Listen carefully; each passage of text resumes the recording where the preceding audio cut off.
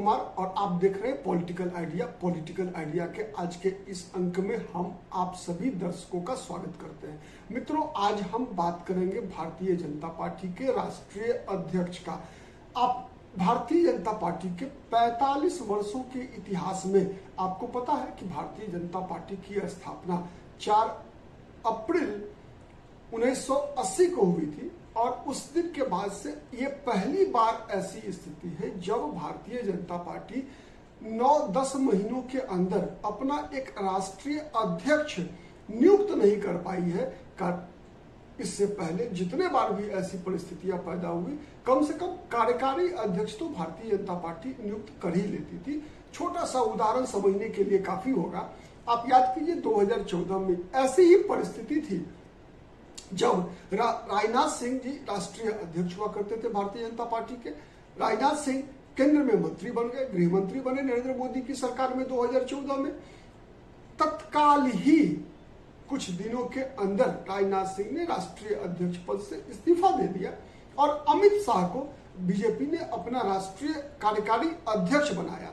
फिर कुछ महीनों के बाद जब भारतीय जनता पार्टी का नियमतः जो भारतीय जनता पार्टी के संविधान के अनुसार जो कि कम से कम 50% राज्यों में जो राज्य स्तरीय चुनाव, चाहे वो राष्ट्रीय परिषद सदस्य का हो या प्रदेश अध्यक्ष का हो, चुनाव संपन्न हो जाने के बाद ही बीजेपी अपना राष्ट्रीय अध्यक्ष का चुनाव करती है, तो औपचारिकता उसकी पूरी की गई। लेकिन कार्यवाहक अध्यक्ष का चुनाव तत्काल हो गया था। उसी प्रकार से जब 2019 के लोकसभा चुनाव के बाद, आपको याद होगा 2019 का लोकसभा चुनाव भारतीय जनता पार्टी ने वर्तमान में गृह मंत्री अमित शाह के नेतृत्व में लड़ा था। अमित शाह उस समय में राष्ट्रीय अध्यक्ष थे। जब अमित शाह गृह मंत्री बने तो फिर कुछ दिनों के अंदर ही अमित भाई शाह ने इस्तीफा दे दिया और जेपी नड्डा को राष्ट्रीय अध्यक्ष बनाया गया। आपको याद होगा जेपी नड्डा 2019 में अध्यक्ष बनने से पहले केंद्र सरकार में मंत्री हुआ करते थे, लेकिन मंत्रिमंडल में वो शामिल नहीं हुए, इसलिए कि भारतीय जनता पार्टी में एक व्यक्ति एक पद का सिद्धांत है। लेकिन ये पहली बार है, मैंने बताया 45 वर्षों के इतिहास में, जब ऐसी परिस्थिति में भारतीय जनता पार्टी अपना राष्ट्रीय अध्यक्ष का चुनाव नहीं कर पाई है। मोटे तौर पे देखें तो कई राजनीतिक विश्लेषक इस बात में कई तर्क और वितर्क का इस्तेमाल करते हैं कि भारतीय जनता पार्टी के संवैधानिक स्थिति ये है, इतने राज्यों में संगठनात्मक चुनाव नहीं हुए हैं जिस कारण से भाजपा अपना अध्यक्ष नहीं चुन पा रही है। लेकिन सच्चाई इससे अलग है। अगर हम सच्चाई देखें क्यों अलग है, मैंने अभी उदाहरण दिया कि ठीक है कि अस्थायी अध्यक्ष के चुनाव बीजेपी नहीं कर सकती, लेकिन कार्यकारी अध्यक्ष का चुनाव तो हो ही सकता था जैसे पहले हुआ था। ठीक, एक विषय। दूसरा कारण क्या है ऐसा, मोटे तौर पे अगर हम गौर से देखें, इधर 2024 में नरेंद्र मोदी के चुनाव जीतने के बाद जो परिणाम आया उस दिन से ही पहली बात क्या हुई कि इस चुनाव में नरेंद्र मोदी का करिश्मा कहीं ना कहीं कमजोर हुआ। 2014 और 19 की तुलना में 2014 और 19 दोनों में भारतीय जनता पार्टी को अपने बलबूते पर बहुमत मिला था। 19 में तो 14 से भी अधिक सीटें मिली। 24 में पहली बार हुआ कि भारतीय जनता पार्टी के सीटों की संख्या घटी।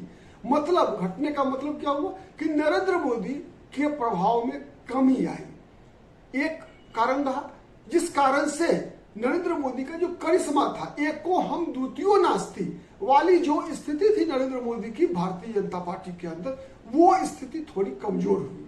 ठीक है। दूसरा क्या हुआ, दूसरा ये हुआ कि इस बार कहीं ना कहीं नरेंद्र मोदी की स्थिति कमजोर होने के कारण भारतीय जनता पार्टी में जो नरेंद्र मोदी को मजबूरी में स्वीकार करने वाले लोग हैं, आपको पता है भारतीय जनता पार्टी में भी बहुत सारे ऐसे लोग हैं जो नरेंद्र मोदी को नेता मजबूरी में मानते हैं। मतलब वो फर्स्ट चॉइस नहीं है, वो मजबूरी के नेता है। ऐसी बहुत बड़ी ताकतें हैं जैसे जिसमें कई नाम आते हैं। कई बार हमने सुना कि नितिन गडकरी और नरेंद्र मोदी के खांचे में फिट नहीं बैठते हैं। कई नाम है ऐसे। शिवराज सिंह चौहान, कई बार ऐसा हुआ कि शिवराज सिंह चौहान को नरेंद्र मोदी का प्रतिद्वंदी समझा गया, नरेंद्र मोदी के बराबर का व्यक्ति समझा गया। आप याद कर लीजिए 2013 में भी जब नरेंद्र मोदी को प्रधानमंत्री पद का उम्मीदवार बनाने से पहले ही भारतीय जनता पार्टी चुनाव अभियान समिति का अध्यक्ष चुना जा रहा था, उस दौरान भी भारतीय जनता पार्टी में कई शक्तियां ऐसी थी जो कि नरेंद्र मोदी के बदले शिवराज सिंह चौहान को उस पद पर तरीके से जब नितिन गडकरी पहली बार राष्ट्रीय अध्यक्ष बने थे तो नितिन गडकरी के बारे में ये कहा जाता था कि नितिन गडकरी संघ के फर्स्ट चॉइस हैं, मतलब मोहन राव भागवत के प्रतिनिधि के रूप में भाजपा के राष्ट्रीय अध्यक्ष बने। उससे पहले क्या स्थिति था आपको पता है कि लालकृष्ण आडवाणी 2009 का चुनाव हार गए थे, और उस चुनाव से पहले लालकृष्ण आडवाणी जब पाकिस्तान में जिन्ना के मजार वाली घटना घटी थी तो निश्चित रूप से लालकृष्ण आडवाणी का जो प्रभाव था भारतीय जनता पार्टी के अंदर तो वो घटा था। इस कारण से संघ और संघ प्रमुख इस बात का फैसला कर चुके थे कि भारतीय जनता पार्टी में लालकृष्ण आडवाणी के युग को अब रोकना है। तो एक तरह से लालकृष्ण आडवाणी के युग को रोकने के लिए नितिन गडकरी को दिल्ली लाया गया था, लेकिन नितिन गडकरी दूसरी बार भी राष्ट्रीय अध्यक्ष बनने वाले थे। लेकिन जिस प्रकार से उनके खिलाफ आरोप लगा पूर्ति समूह का, अरविंद केजरीवाल, पता है अरविंद केजरीवाल बाद में वैसे उन्होंने माफी मांग लिया कोर्ट में जाकर जब उन पर मानहानि का मुकदमा हुआ, लेकिन अरविंद केजरीवाल द्वारा लगाए गए आरोप के कारण ही नितिन गडकरी भारतीय जनता पार्टी के दूसरी बार लगातार राष्ट्रीय अध्यक्ष नहीं बन सके। अगर शायद नितिन गडकरी अगर दूसरी बार राष्ट्रीय अध्यक्ष बने होते तो शायद नरेंद्र मोदी भारतीय जनता पार्टी के 2014 में प्रधानमंत्री पद के उम्मीदवार नहीं रहे होते। हाँ, मैं इस बात से सहमत हूं कि तो फिर भारतीय जनता पार्टी को इतना बड़ा बहुमत मिला होता कि नहीं मिला होता, इस पर मुझे भी संदेह है। शहर राजनीतिक विश्लेषकों के तरह मुझे भी इस बात का संदेह है।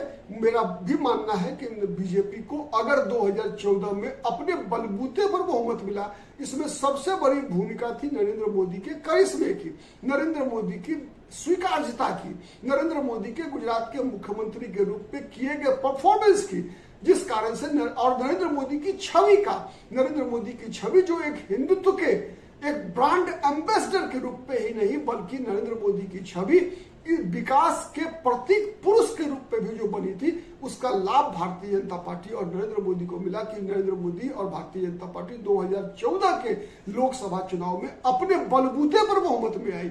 साथ ही उतना ही नहीं, 14 के बदले 19 में भी 283 के बदले 303 सीटें लेकर बीजेपी आई, तो इसमें सबसे बड़ी भूमिका नरेंद्र मोदी के नेतृत्व की थी। और साथ ही नरेंद्र मोदी के साथ नरेंद्र मोदी के हनुमान कह सकते हैं आप अमित भाई शाह का था। आप कह सकते हैं हनुमान के बदले नरेंद्र मोदी के चाणक्य की भी उपाधि अगर हम अमित शाह को दें तो वो कहीं कोई कम नहीं होगा।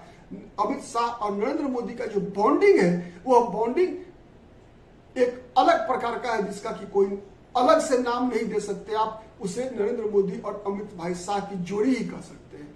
तो मोटे तौर पे आप देखेंगे कि 2024 के लोकसभा चुनाव के बाद नरेंद्र मोदी और अमित शाह की जो लॉबी है, जो जिसे हम भारतीय जनता पार्टी में गुजरात लॉबी कहते हैं, और ये लॉबी इतनी मजबूत थी 2014 से पहले, उतनी अब नहीं रही। कई लोग हैं, कई ताकतें हैं जो जिनका मानना ऐसा है कि भारतीय जनता पार्टी पर नरेंद्र मोदी और अमित भाई शाह का कब्जा हो चुका है, मतलब कि विचारधारा से बड़ा व्यक्ति बन चुका है। मतलब नरेंद्र मोदी को, मतलब आप कह सकते हैं देखिए, मतलब पार्टी से बड़ा दिखाने की जो होड़ लगी हुई है गुजरात लॉबी के द्वारा इस, और नरेंद्र मोदी और अमित शाह एंड कंपनी ये चाहती भी है कि बीजेपी छोटी दिखे लेकिन नरेंद्र मोदी बड़ा दिखे, अमित शाह उसके बाद दिखे। तो इससे आरएसएस विशेष रूप से और जो संघ थॉट ऑफ स्कूल है, जो जिनका की उस विचारधारा में भरोसा है, उनको इससे खतरा दिखता है। खतरा क्या दिखता है? खतरा दिखता है कि कहीं फिर से बीजेपी में भी कांग्रेस वाली संस्कृति, मतलब व्यक्ति विचारधारा पर ना हावी हो जाए। मतलब मोदी का ब्रांड, अमित शाह का ब्रांड इतना बड़ा ना बन जाए जिससे कि राष्ट्रवाद और हिंदुत्व का जो ब्रांड है, जो आरएसएस की विचारधारा का ब्रांड है, वो ब्रांड कमजोर ना पड़ जाए। अगर ऐसा कुछ हुआ तो भारतीय जनता पार्टी सत्ता में तो है लेकिन संगठन और वैचारिक रूप से ये अंदर ही अंदर खोखला होती जाएगी, जैसा कांग्रेस के साथ हुआ। कांग्रेस साथ क्या हुआ है? अगर हम गौर से देखें तो कांग्रेस वैचारिक शून्यता के कारण, व्यक्ति पर अत्यधिक निर्भरता के कारण, गांधी परिवार पर निर्भरता के कारण कांग्रेस का धीरे धीरे संगठन खत्म होता गया। स्थानीय छत्रप को जिस प्रकार से ताश के पत्तों की तरह कांग्रेस के आला कमान ने मुख्यमंत्रियों को बदलते रहे, उसका असर क्या हुआ कि कांग्रेस धीरे धीरे कई राज्यों में विलीन हो गई।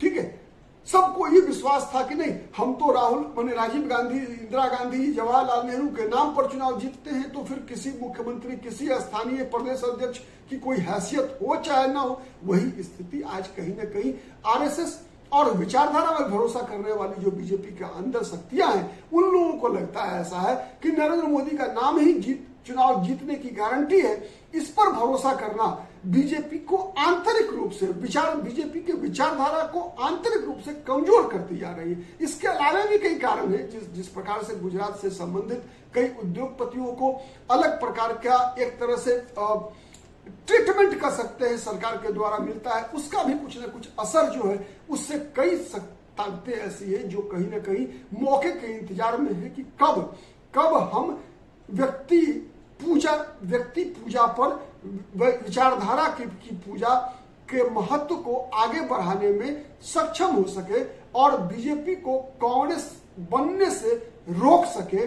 इसी कारण से यही कारण है मूल रूप से जिस कारण से भारतीय जनता पार्टी अभी तक अपने लिए राष्ट्रीय अध्यक्ष का चुनाव नहीं कर पाई है। और सूचना ऐसा है कि अब शायद आरएसएस ने वीटो कर दिया है, इसलिए भी और लेट हो रही है कि आरएसएस संघ इस बात को मानने को तैयार नहीं है कि फिर एक बार कोई ऐसा राष्ट्रीय अध्यक्ष हो जिसके लिए मोदी नाम केवल महत्व रखता हो। विचारधारा जैसा आपको याद होगा, इसी लोकसभा चुनाव से पहले जगत प्रकाश नड्डा जो बीजेपी के निवर्तमान राष्ट्रीय अध्यक्ष हैं, उनका क्या बयान था? उनका बयान था कि बीजेपी अब इतनी मजबूत हो गई है कि बीजेपी को राष्ट्रीय स्वयंसेवक संघ की जरूरत नहीं है। इसी कारण से ऐसा माना जा रहा है कि कई क्षेत्रों में आरएसएस अपनी पूरी शक्ति से चुनाव में नहीं लगी, जिसका नुकसान भारतीय जनता पार्टी को उठाना पड़ा। ठीक है, तो आरएसएस इस परिस्थिति को दोबारा आने देना नहीं चाहती एक प्रकार से, इसीलिए आरएसएस का ये दबाव है। और उसी दबाव में कह सकते हैं जो आंतरिक रूप से जो संघर्ष है, उसी के कारण भारतीय जनता पार्टी अब तक अपना राष्ट्रीय अध्यक्ष का चुनाव नहीं कर पाई है। आज के लिए इतना ही। धन्यवाद। जय हिंद, जय भारत।